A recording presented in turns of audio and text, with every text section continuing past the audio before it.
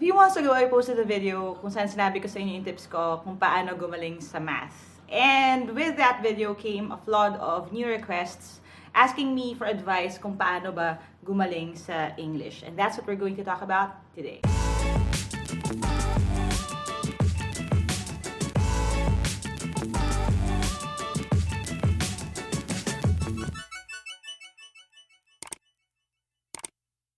So before we start today, I just want to thank Jana. Salamat ng marami sa aking Gryffindor na shirt. Yes, para sa mga nagtatanong, Gryffindor po ang house ko. Actually, Ravenclaw, pero dahil masasort ng mauuna yung kakambal ko, tapos Gryffindor, so magiging Gryffindor ako kasi yun yung sabihin ko sa sorting hat.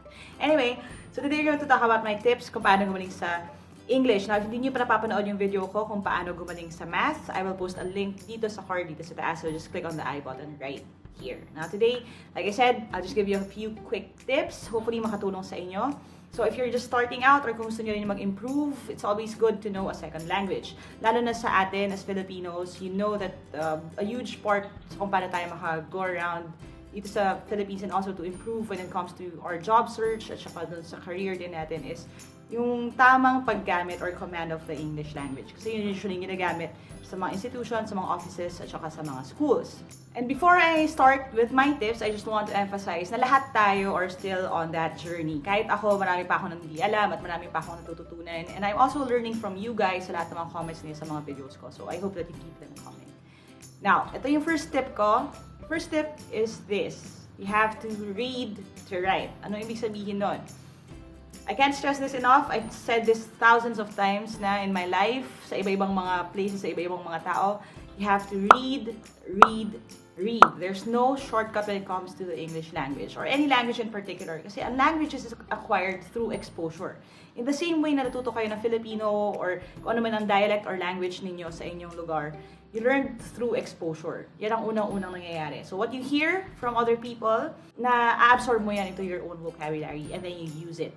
Ganon talaga ang way for you to learn a language. So if you don't read, it will be very hard for you to have yung arsenal ng mga words, phrases, at kung ano-ano pang mga bagay, including grammar rules na rin, pagdating sa speaking and sa writing. So the first thing that you have to remember is that you have to read to write.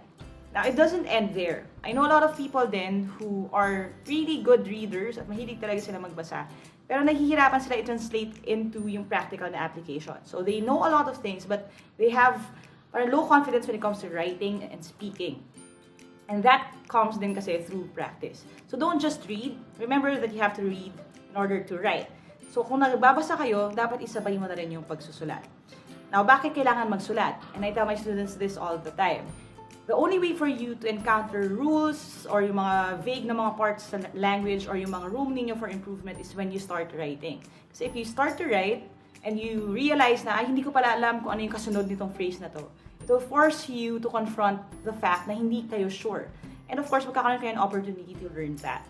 So let me give you an example. For example, if you're writing a letter, okay, you can type siguro, to whom it may concern, and then you start out with, this is regarding, in regards to, regards with, alam yun. So you'll be forced to actually Google that, look for the answer, ano ba talaga ang tamang sabihin. Okay? And a lot of the things that I teach you guys, a lot of the things that I know, actually came forth or binunga siya ng mga ganong sitwasyon sa buhay ko. Kasi nagsusulat ako, tapos may encounter ko, wait lang, dapat ba N-form tong past participle na to? Dapat ba may E dito? Ano ba ang tama na word? Is it lay or lie? Yung mga ganong klaseng mga sitwasyon, may encounter nyo lang yan kung kayo ay nagsusulat. So it doesn't matter kung may magbabasa ng susulat ninyo. Ang kailangan lang talaga is the practice of writing. So write for yourself, write often, at huwag matakot magkamali. Tip number 2, listen to speak. Yung confidence sa speaking comes from listening. Kasi usually, people have a hard time speaking dahil hindi sila sure sa kung ano yung tamang pronunciation ng certain words. Iba kasi pag binabasa mo siya, you can know kung ano yung tamang spelling, pero you don't really know how it's pronounced. For example, let me give you this word right here. Now, dahil foreign language yung origin ng word, a lot of people would have a hard time pronouncing that. Now, kung babasahin mo siya phonetically, you would read it as hors d'oeuvres, pero actually, ang basa doon would be hors d'oeuvres. So, yung mga ganong bagay, again, would only come through one, reading and knowing the proper pronunciation, and number two, listening kung ano ba yung tamang pagkakasabi nun. Now, a good suggestion na masasabi ko sa inyo would be to maximize yung potential ng Merriam-Webster's Dictionary app. Hindi lang sa cellphone but also online. Kasi, right beside the word, okay, meron dong icon na speaker. If you click that, sasabihin niya sa inyo yung tamang pronunciation ng word. Eh, pag alam niyo na yun, syempre, mas madali mo siyang matatandaan. And then, mas madali mo siyang gagamitin properly the next time. So again, listen to speak. Now that you know kung ano yung tamang pagkakasabi, ang next step would be to actually try it out. Now, here are a few other tips na maibibigay ko sa inyo. Nilagay ko na lang na ay lahat para mas madali ninyong tandaan. Kasi when it comes to language talaga, medyo solo yung quest na yan eh. Kailangan talaga it starts with you. It starts with the I. So number one na I would be to imitate. Yun nga yung sinasabi ko. When you read something, you can try to say it ng ganun pa rin. Gamitin nyo yung word sa isang sentence. When you read a metaphor, you read an idiom, try to use it immediately in a sentence para mapasok siya sa inyong vocabulary, sa arsenal ninyo, para magamit nyo siya in the future. It's the same way when it comes to listening and speaking. So the moment that you hear something, try your best to use that word, say it right away. Imitate kung ano yung pagkakasabi kasi yung imitation na yan would help establish yung confidence ninyo in using that for yung susunod na encounter nyo with that word. So again, imitate. Diyan nagsisimula lahat. In the same way na yung babies learn language through imitation, ganun din siya kahit na matatanda or malalaki na tayo. So pag meron kayong narinig, gayahin, alamin, just make sure that you keep imitating yung tama na tao, tama na pronunciation, tama na spelling. Kasi the more na exposed kayo sa mali, mas madali niyo rin siyang magagaya. That's the reason why I advocate against yung shortcut na spelling sa mga texts at saka sa mga interactions online. Kasi ang tendency is, dahil hindi tama yung spelling at dun kayo lagi exposed, you would eventually forget kung ano yung tamang spelling ng certain words. So ako talaga suggestion ko would be for you to spell things properly kahit sa online communication. Number two, initiate. You have to initiate yung conversation. Now, I know this is going to be hard kasi kung wala kayong solid support system ng mga friends na hindi kayo tatawanan pag nagkamali or na hindi kayo i-correct ng maayos, mahihirapan kayo to find yung confidence ninyo to initiate conversation. And I have an observation, hindi lang naman dito pero in a lot of other countries na English ang second language, most people laugh at people na mali ang pronunciation. Okay? They use it to, alam mo yun, poke fun at yung mga sinasabi nilang Bisaya daw na pronunciation. Or if you speak with a Tagalog or Filipino accent, they also make fun of you. I got a lot of comments din like that kahit sa mga videos ko. People would complain na mali yung pronunciation ko of certain words. And I get that and I understand that. Kasi merong mga tao talaga na very particular about that. Pero don't let that shake your confidence. Just keep trying things out. Just keep talking. And maghanap kayo ng friends who would support you along the way. I'm very grateful kasi marami akong mga kaibigan who speak better English than me, who write better English than me, and hindi naman kami nag-aasaran or we don't poke fun at each other kung nami-mispronounce namin certain words. So it gives us yung confidence kasi may safe space kami to try out new words, to ask questions, and to correct each other. Whether online yan o hindi. So find a good set of people that you can practice with and don't be afraid to start yung conversations in English. You can actually tell them. I tell my students dati, kung meron kayong kilala na magaling mag-English or teacher ninyo or ano, you can just tell them, Ma'am, gusto ko po mag-practice ng English. Okay lang po ba if I practice with you? I'll make a lot of mistakes pero sana po pagpasensya niyo po ako. Pag nagkamali po ako, please tell me right away. So you can also say that sa mga tao. And ako rin naman, I'm here to support you if you need my help sa larangan na yan. Another tip na narinig ko na at effective daw, pero hindi ko nagagamit kasi hindi pa ako nagkaroon ng ganung klaseng experience, is to find someone who speaks English as a first language. Someone na either American or British talaga, who speaks that language. Now, bakit ganun? Kasi ang weird ng sitwasyon that these people who speak English in a normal capacity, alam mo yun, kasi lang naman talaga language nila, mas less sila na nagpo-poke fun at us na mispronounce yung words. Ano ibig sabihin nun? Pag tayo nagkamali ng grammar or nagkamali ng pronunciation, hindi nila tinatawanan. Mas open sila about it. So, mas welcoming sometimes. Hindi naman lahat ha.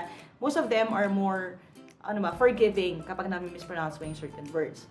And syempre, mas nakaka-build din ng confidence. Kasi if you keep speaking to an American, di ba? Tapos, okay naman, nagkakaintindihan naman kayo. Syempre, pagbalik mo, pag-switch mo sa normal na job na Pilipino yung kausap mo, medyo mas confident ka na kahit papaano. That's the reason why hindi ako totally against people entering the call center industry. At least for a few months or a year, just for you to build your confidence when it comes to speaking. Kasi talagang wala kayong choice kung hindi matuto pag nandun kayo sa ganong klaseng field. Now, I get a lot of questions then about people asking ko ano yung tips ko about that. Maybe if you want me to talk about that in the next video, just comment below or kung meron kayong ibang request. Tip number 3, integrate. Integrate, ibig sabihin you have to use it in your common na language at common ninyo na settings or situations. Meron kasi mga tao na ayaw mag-speak in English because of 2 reasons. Number 1, natatakot magkakamali. And number 2, natatakot na smart shame sila or sabihan na maarte or sabihan na, alam niyo yun, ang galing mo naman o ikaw na. Ganong klase na mga statements coming from friends. Pero hayaan nyo sila kung ano sasabihin nila. Ang importante na tututo ka. You have to integrate whatever you learned into yung daily life mo. Kasi kung ano ang hindi mo ginagamit, nawawala. Okay? Kung ano ang hindi mo pinapahalagan, ano ang hindi mo nakakasama, ginagamit, or nag-spend time ka with, lahat yan nawawala at nakakalimutan. So, ganun din siya when it comes to language. Kapag meron kang natutunan na bago, alam mo siya ngayon, pero kung hindi mo siya gagamitin uli, makakalimutan mo siya. Kaya you really have to integrate it sa inyong current na sitwasyon. So, if you learn an idiom, tapos medyo swak siya dun sa sitwasyon na yon, pwede mong i-throw yon just for you to remind yourself din na, ay, yun pala ibig sabihin. Number 4 would be to inform. Now, this is really important kasi yun ang test kung talaga naiintindihan nyo na yung certain topic. Kung kaya mo nang kausapin ng iba tungkol doon, kaya mo nang i-explain yan sa iba, kaya mo nang mag-correct din ang grammar ng iba, that would be a great way for you to also learn more. One of the things I'm grateful for din dito sa team is that teaching you actually forces me to confront things na hindi ko rin alam. Like, sometimes you would request videos, tapos parang, oo nga, no? Magulo nga pala yun. And then I would be forced to research on that, to find ways to teach it better, and then to actually teach you guys. At dahil tinuturo ko sa inyo, hindi ko siya nakakalimutan. Nagiging mas careful ako. Same, actually yun doon sa lesson ko on prepositions. Kasi, Pilipino rin ako, I also get confused sa prepositions. Pero since I started teaching that, here sa videos, sa online review program, and sa live review events, naging mas wary ako at mas careful ako with my prepositions. Kasi, tinuturo ko sa inyo. So, yun yung gusto kong i-advise sa inyo na if you are actually trying to learn something, a good way to keep yung knowledge would be to teach someone. Okay, so again, you have to read to write, read, and then write. Listen to speak, listen, and then try to speak. Confidence is gained through experience. Alam niyo yun, ang confidence kasi minsan, binubuhat yan ng mga sitwasyon na, ay, kahit pala nagkamali ako or nabulol ako, or kahit namali ako ng pronunciation sa flag ceremony, or pinagtawanan na ako ng classmates ko, hindi naman pala ako namatay. So, na-survive ko yun, kaya kaya ko ulit sa susunod. Kasi believe me when I say that most of the people that you see speaking in front, like siguro sa akin or a lot of the other public speakers that I know, ask them and they would tell you, yung first few times na nagsalita sila, pumalpak din sila, nabulol din sila. Marami kaming mga experiences na nakalimutan namin sasabihin namin, nag-stutter kami, nabulol. Pero ang thing is that we just kept going. We just kept practicing, we just kept doing what we thought is important. So if you really want to be better when it comes to speaking a language, whether English yan, Japanese, or any other language, talagang you really have to go out there, put yourself out there, learn all you can, teach all you can, use what you learned, para hindi nyo siya makalimutan. Alright, so I hope kahit paano nakatulong tong video na to sa inyo. I hope na magkaroon kayo ng confidence at eagerness din to grow yung inyong arsenal ng vocabulary and actually speak and use it in public. Kasi ang masasabi ko would be a good command of the language would also open doors for you. Not just here, pero kahit further down the road. And I hope that you also encourage your kids to make mistakes. Kasi yung mga mistakes na yan ang simula naman ng learning. So, thanks guys for watching and I hope you learned something new from this video. If you did, click thumbs up. Make sure to share this video with your friends, lalo kung mag-exam din sila or meron silang mga matututunan from this to encourage them. And don't forget to subscribe if you haven't yet. Hit the bell icon para malaman ninyo kung may mga paparating na mga videos because there are more coming up. And thank you guys for watching. If you want to reach out to me directly, you can go to www.facebook.com/Team Lyqa for more information sa reviewers, review events, other projects like that. Or if you want me to speak sa inyong mga events or whatever, just let me know. You can reach out to me through there. Thanks guys, and as we always say sa team, never stop learning. Aja aja, kaya niyan. I'll see you in the next video, and bye for now.